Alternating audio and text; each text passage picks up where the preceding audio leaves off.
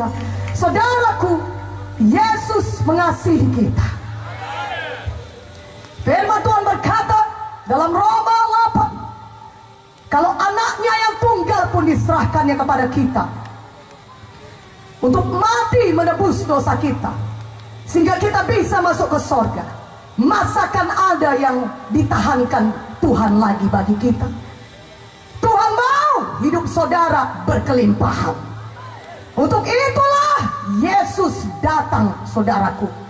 Untuk itulah Dia mati bagi kita. Firman-Nya berkata, oleh pilur Yesus saudara sudah sembuh. Maka pada malam hari ini, dimanapun saudara berada, percaya firman Tuhan ini, maka saudara akan menerima kesembuhan saudara. Katakan amin. Setan itu jahat. Setan itu datang mencuri, membunuh, dan membinasakan. Yohanes 10 ayat 10 mengatakannya. Itulah pekerjaan setan, membuat saudara sakit. Dia curi damai saudara sehingga saudara stres. Dia curi uang saudara sehingga saudara miskin. Dan dia mau membunuh saudara, mau membinasakan saudara. Tapi puji Tuhan, malam ini saudara sudah mengaku Yesus sebagai juru selamat saudara.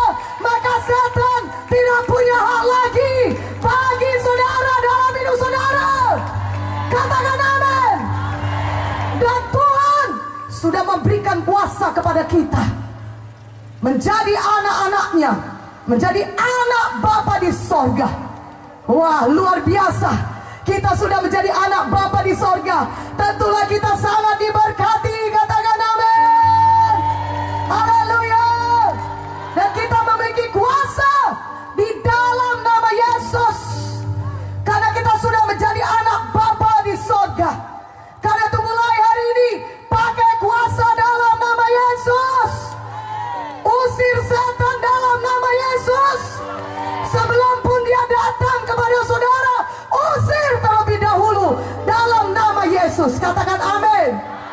Dalam nama Yesus, roh kematian, roh pembunuh tidak bisa menjamah saya. Dalam nama Yesus, roh kecelakaan tidak bisa menjamah saya. Dalam nama Yesus. Maka saudara akan lihat Tuhan akan melindungi saudara. Saudara akan lihat setan akan lari, karena dia tidak bisa melawan nama Yesus. Amin. Firman Tuhan berkata, usir setan, lawan setan dalam nama Yesus, maka ia akan lari daripadamu. Pakai kuasa dalam nama Yesus. Amin. Pada malam hari ini, saya mau menunjukkan kepada saudara kuasa firman Tuhan yang sama berkuasanya dengan Tuhan Yesus sendiri. Banyak orang berkata, itu mujizat sudah lama berlalu. Tidak ada mujizat lagi, karena Tuhan Yesus sudah di sorga. Dulu pada waktu zaman Tuhan Yesus duduk di bumi ini, tinggal di bumi ini, ada mujizat, karena Tuhan Yesus ada di bumi. Saya mau katakan kepada saudara, dulu ada mujizat, sekarang juga masih ada mujizat. Karena Yesus Kristus tetap sama, baik kemarin, hari ini, maupun selama-lamanya. Berikan kemuliaan bagi Tuhan Yesus. Lebih meriah, lebih meriah, lebih meriah. Haleluya. Yang rindu mujizat Tuhan, katakan amin. Katakan amin. Kuasa firman Tuhan masih ada sampai saat ini, karena Yesus Kristus tetap sama. Amin. Kalau dulu dia berjalan-jalan dengan tubuhnya di dunia ini, di bumi ini, selama 33,5 tahun, lebih lagi pada saat ini firman Tuhan bisa bekerja dan menyembuhkan saudara, atau mengadakan mujizat dalam hidup saudara. Katakan amin. Haleluya. Walaupun Tuhan Yesus tidak ada dengan tubuhnya di bumi ini pada zaman sekarang ini, tapi ada kuasa firman Tuhan yang sama berkuasanya dengan Tuhan Yesus sendiri. Katakan amin dengan lebih kuat.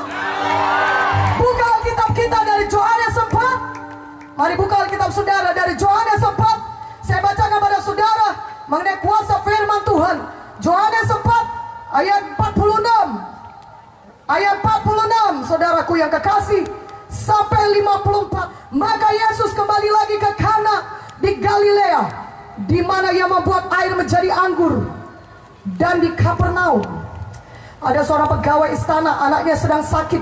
Ketika ia mendengar bahwa Yesus telah datang dari Judea ke Galilea, pergilah ia kepadanya, lalu meminta supaya ia datang dan menyembuhkan anaknya, sebab anaknya itu hampir mati. Maka kata Yesus kepadanya, jika kamu tidak melihat tanda dan mujizat, kamu tidak percaya. Pegawai istana itu berkata kepada Tuhan, datanglah sebelum anakku mati. Kata Yesus kepadanya, pergilah, anakmu hidup. Orang itu percaya akan perkataan yang dikatakan Yesus kepadanya, lalu pergi. Ketika ia masih di tengah jalan, hamba-hambanya telah datang kepadanya dengan kabar bahwa anaknya hidup. Ia bertanya kepada mereka, pukul berapa anak itu mulai sembuh? Jawab mereka, kemarin siang pukul 1, demamnya hilang. Maka teringatlah ayah itu bahwa pada saat itulah Yesus berkata kepadanya, anakmu hidup. Lalu ia pun percaya, ia dan seluruh keluarganya. Dan itulah tanda kedua yang dibuat Yesus ketika ia pulang dari Judea ke Galilea. Saudaraku yang kekasih, Yesus kembali ke Kana. Dan di sana pegawai istana dari Kapernaum, saudara, dari daerah Kapernaum mendengar Yesus sudah ada di Kana. Dan pegawai istana ini anaknya sakit, anaknya hampir mati. Ketika dia tahu Yesus ada di Kana, dia jalan dari Kapernaum.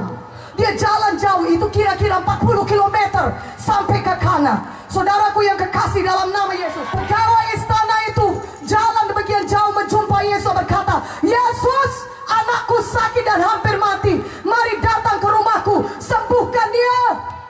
Tetapi Tuhan Yesus berkata kepadanya, engkau mau aku datang kepadanya? Engkau mau datang aku jalan ke Kana sampai ke Kapernaum? Kalau kau tidak melihat tanda demikian, engkau tidak percaya. Tapi sekarang aku berkata kepadamu, kata Tuhan Yesus, aku berfirman kepadamu, pulanglah, pergilah, anakmu hidup.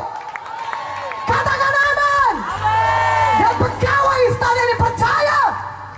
Dia harus pulang kembali ke rumahnya di Kapernaum. Tapi dia percaya, walaupun Yesus tidak datang ke rumahnya, tapi ada firman Tuhan. Tuhan mengucapkan firman-Nya, pulanglah, anakmu hidup. Dia percaya. Mana amennya lebih kuat, amennya? Dia percaya. Maka apa yang terjadi ketika dia berjalan pulang kembali ke Kapernaum? Itu agak jauh. Ya pasti mungkin jalan kaki. Zaman dulu tidak ada mobil yang cepat, 40 km. Dia pulang, ketika dia hampir sampai ke rumahnya, hamba-hambanya dari rumahnya datang kepadanya, Bapak, anakmu sudah sembuh. Dia bertanya, kapan anakku itu sembuh? Kira-kira jam 1 siang, demamnya hilang. Dan dia ingat ketika itulah Yesus menyampaikan firman-Nya, berkata, pergilah, anakmu hidup. Mana amennya? Yang mengerti katakan amin.